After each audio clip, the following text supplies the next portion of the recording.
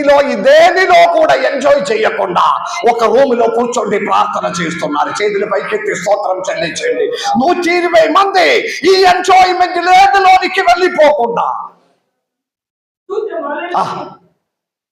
మనకొక ఫంక్షన్ హ్యాపీగా అవ్వాలంటే డీజే పెట్టుకొని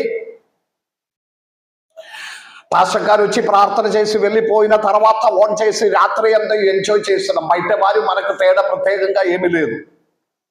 క్రైస్తవ బిడలాగే ఉన్న సాక్ష్యం మనకు అనేక సారిలో మనం పోగొడుతున్నాడు. హల్లెలూయా. 120 మంది ఒకవైపు ఎంజాయ్మెంట్ నడుస్తుందా యెరూషలేము దేవాలయం పండుగ దినములో. 120 మంది ఒక రూములో కూర్చోండి వారు ప్రార్థన చేస్తున్నారు. ఒక రోజు కాదు, 2 రోజు కాదు, వారు ప్రార్థన చేసుకొని ఉన్నాడు. పరిశుద్ధాత్మ దిగి వచ్చాడు. దేవునికి స్తోత్రం. పరిశుద్ధాత్మ దిగి వచ్చి అపోస్తల కార్య 2వ అధ్యాయములో పరిశుద్ధాత్మ దిగి వచ్చి అందరు ఇక్కడ ఉన్నారా వారి భాషలలో మాట్లాడడం మొదలైన చేతులు పైకెత్తి స్తుతించుకొని ఉండాలి.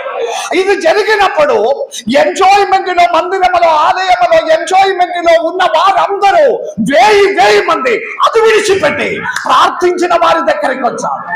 ప్రార్థించిన వారి దగ్గరికి వచ్చారు. ఆ రోజు బాప్తిసం పొందిన వారు 3000 మంది. హల్లెలూయా. బాప్తిసం పొందిన వారే 3000 మంది. అప్పుడు వచ్చిన వారు ఎంతమంది కావచ్చు? పరిగెత్తి అక్కడ నుండి ఆలయంలో నుండి డీజే దగ్గర నుండి ఎంజాయ్మెంట్ దగ్గర నుండి పరిగెత్తి వచ్చి ప్రార్థన రూములోనికి వచ్చాడు.